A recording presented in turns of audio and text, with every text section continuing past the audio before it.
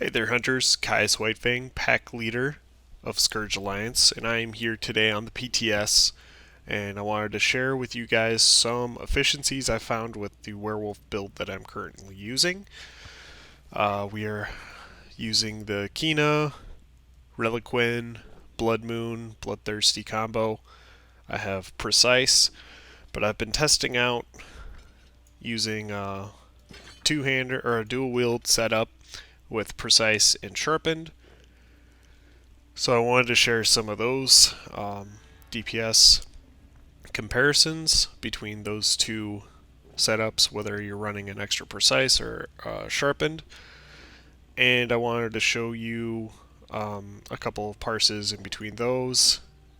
But more importantly, I wanted to show you what I'm doing as far as the weaving combination or the rotation in werewolf form. Alright, so let's take a look at this damage parse here. So we are using that offhanded sharpened weapon, like I'd mentioned. So our penetration is going to be closer to that penetration cap. And what you'll notice is we did about 82.7k DPS, almost 83k DPS. Pretty solid. There were a few things I knew I could clean up on the rotation, so I went ahead and ran it back.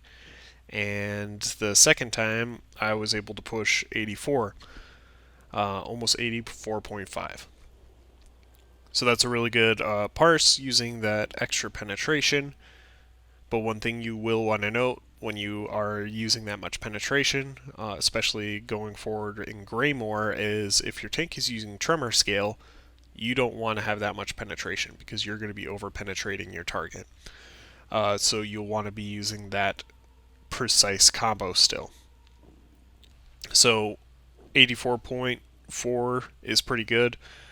That's with using the rotation that I've been trying to optimize here on the PTS.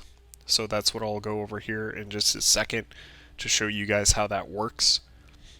But let's go ahead and look at a damage parse when I'm still using Precised and using the new rotation. So we were able to push 84.6 kDPS on this rotation. So it's still higher than using the sharpened. And if your tank is using tremor scale, you'll end up doing even more damage. So there was a few people that are commenting on my last video asking why I wasn't pushing that penetration. The real math behind it is Werewolf has better use of its CP points in other things than just trying to maximize your penetration.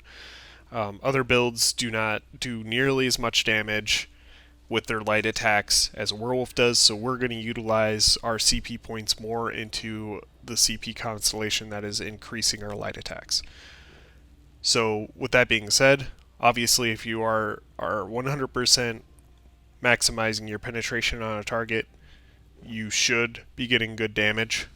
So always keep that in mind. You're always going to want some penetration on your build, but especially with the changes to tremor scale, you may end up wanting to dial this back a little bit more and using your points somewhere else if you are over penetrating your target.